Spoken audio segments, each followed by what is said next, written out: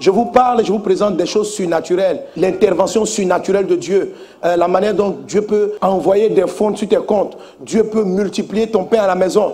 Dieu peut faire en sorte que ton carburant ne finisse pas dans ta voiture. Vous allez vivre, mes amis, des choses surnaturelles. Le surnaturel va devenir ton quotidien. Parce que tu marches avec un grand Dieu. Mais tant que tu es païen, tu ne peux pas vivre le surnaturel de Dieu. Tu vas avoir des expériences parce que Dieu fait du bien à tout le monde, mais tu ne peux pas vivre le surnaturel de Dieu. Si tu veux vivre la vie de Dieu, il faut que tu te convertisses. Il faut que tu naisses de nouveau. Il faut que tu arrêtes ta vie. Il faut que tu comprennes que le péché t'amène en enfer. Il faut que tu comprennes que le péché te sépare de ton Créateur. Il faut que tu comprennes que voler, tricher, mentir, commettre l'impudicité, l'adultère, ça te loigne de ton Créateur.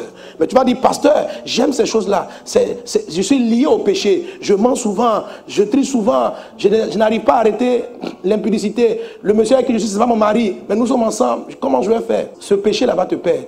Mais si tu viens vers le Christ, si tu te répands, il a le pouvoir de te pardonner, il a le pouvoir de te délivrer de cette situation. Mais il faut que tu viennes honnêtement, te convertir sincèrement. Ne viens pas à l'église en étant un faux. Ne rentre pas dans l'église en conservant, en ne priant pas sincèrement, en gardant le péché, l'iniquité, en ayant consulté des marabouts, des féticheurs, en venant à la prière et puis tu as un fétiche dans ton sac.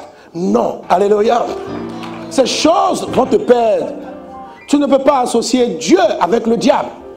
Alors on va se passer ça, on n'a qu'à prier un peu, on va mettre un peu de Dieu, mais il paraît qu'il y a un féticheur qui est bon là-bas aussi, on va faire un peu de fétiche à côté. Non, ça va te donner des maladies. Si tu décides de marcher avec le Christ, marche avec le Christ, vis avec le Christ, sors de la vie du péché, choisis le Christ. Ça peut être compliqué pour toi, tu dis Seigneur, aide-moi, sors-moi de là.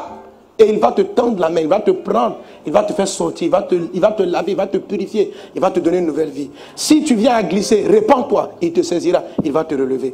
Pense d'abord au salut de ton âme. Ce monde-là, tôt ou tard, tu vas le quitter. Tout le monde le quitte. Quels que soient les milliards que tu as, tu vas quitter la terre. Les plus riches n'ont jamais pu annuler la mort. Ils peuvent avoir tous les médecins, on va prolonger, mais ce qui est sûr, tu vas partir. Donc s'il y a une chose qui est certaine sur la terre, c'est mourir. Donc tu vois. Et qu'est-ce que tu diras à Dieu après ta mort? Les adultères ne vont pas aller au ciel, les menteurs ne seront pas sauvés. Peu importe le prêtre ou le pasteur qui prie pour toi, ça ne change pas la parole de Dieu. Il n'y a pas de requiem, il n'y a pas de messe où on va prier, tu as vécu mal, on prie et puis subitement tu quittes l'enfer et puis tu retournes au paradis. Ce n'est pas possible. Il n'y a pas de corruption au ciel. Donc ceux qui n'ont pas l'argent pour payer les messes, comment ils vont faire? Le gars n'a pas l'argent. Pour qu'on prie pour qu'il transite. Il va faire comment? Donc Dieu aussi au ciel, ceux qui peuvent faire une messe sont favorisés, ceux qui ne peuvent pas faire sont défavorisés. Non. Tourne-toi sincèrement vers le Christ. C'est la première des choses pour vivre le surnaturel de Dieu. Et tu vas commencer à grandir avec Jésus, grandir dans la parole, aimer la parole de Dieu. Marcher avec le Christ, c'est une très bonne chose. Alléluia. Grandis dans ta foi. Deviens mûr dans ta foi. Et à un moment donné, dans son système de progression, tu vas sentir cette soif d'aller plus loin. C'est la soif qui conduit à la dimension de l'épouse.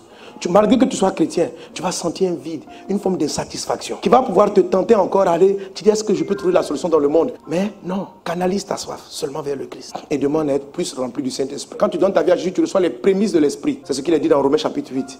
Mais il y a la plénitude de l'Esprit. Et c'est tout ça qui te propulse dans une autre dimension spirituelle qu'on appelle la dimension de l'épouse. Et là, tel que Jésus est, tel tu deviens. Parce que tu deviens semblable à lui. Tu lui ressembles.